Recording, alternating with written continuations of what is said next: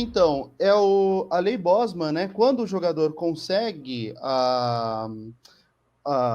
ele ganha a causa de sair de um clube, de um país para outro, sem que haja qualquer tipo de prejuízo em termos de leis trabalhistas e tudo mais, ele não é visto mais como estrangeiro, a Lei Bosman ela acaba por ser um fator de desregulação no futebol, né? Então, a desregulação que acontece nas firmas, então, que o Aglietá, o Chesney, o Beluso vão descrever muito bem sobre esse período da globalização, essa desregulação do mercado para a entrada de capital estrangeiro e tudo mais, no futebol, para gerar essa fluidez, você precisava tornar a mobilidade do trabalho maior, ou seja, que os jogadores conseguissem rodar por um espaço maior, tivessem mais espaço nas equipes para jogadores estrangeiros. E qual foi o primeiro passo para isso?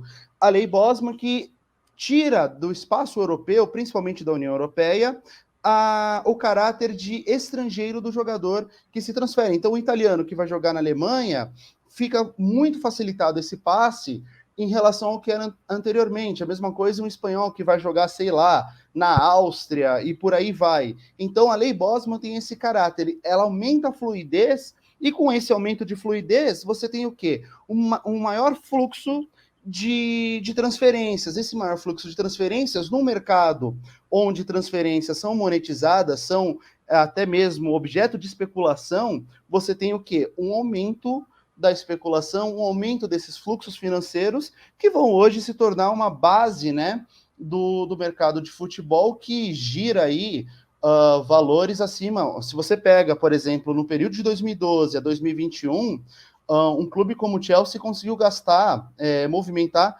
1,2 bilhão de euros em transferência de jogadores. Então, são valores, assim, astronômicos, que são possibilitados primeiramente com essa lei, e aí, obviamente, vão havendo outras desregulações, essas desregulações atingem outros países, como o Brasil, e daí você tem esse mercado do futebol que vai crescendo cada vez mais.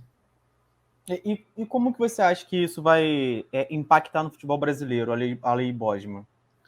Ela impacta primeiramente, né? E aí eu estou usando o Arley Damo, o professor Arley Damo do Rio Grande do Sul como referência. Primeiramente porque muitos jogadores, principalmente que têm nacionalidade de outro país, e aí o pessoal da colônia no Rio Grande do Sul, no Paraná, em São Paulo, vão ter um passe mais valorizado nos anos 90 e vão conseguir jogar no exterior. Um exemplo disso, por exemplo, é aquele jogador que rodou por muito time no Brasil também, o Cláudio Vinck, que tem cidadania alemã. Então, ele é um caso desses. E aí começa também o mercado de forjar passaportes ilegais europeus para jogadores irem para lá. E até o momento que as autoridades virem e falam, não, a gente vai simplesmente suspender isso, vamos criar outras leis, né? E aí tem diferenças entre países sobre essas leis, mas se facilita muito mais o negócio. No Brasil, todas as desregulações, elas vão gerando algumas leis que são super conhecidas por quem trabalha no futebol, né? A primeira é a Lei Zico, do início dos anos, do início dos anos 90, do início da Nova República.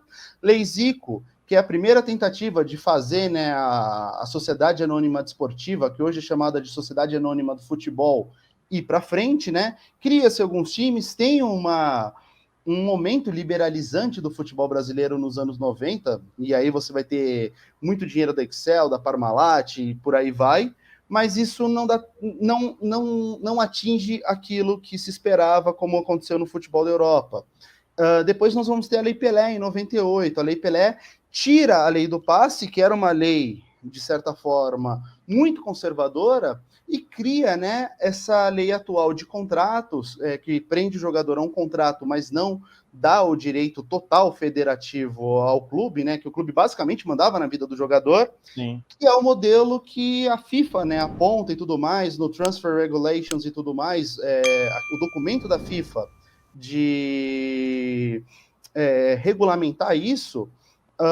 O Brasil segue mais ou menos o mesmo esquema, que vai, obviamente, como efeito, como sua grande contradição, abrir as portas do mercado brasileiro para agenciadores e tudo mais, que vão aí levar os jogadores cada vez mais para a Europa, a ponto de hoje a gente ter que proteger jogador de 16 anos que está jogando copinha, né? O Endrick, do Palmeiras, por exemplo, eu acho que é um exemplo perfeito disso. Um menino, uma criança de 16 anos de idade, se a gente parar de pensar em futebol e pensar em leis trabalhistas, e principalmente no Estatuto da Criança e do Adolescente, o Endrick, ele se encaixa nisso, é um adolescente de 16 anos de idade, e que já sofre assédio financeiro de grandes clubes europeus para levá-lo, assim possível, para lá, e daí se desenvolver por lá, e se deixar não jogar um mês como profissional no Brasil.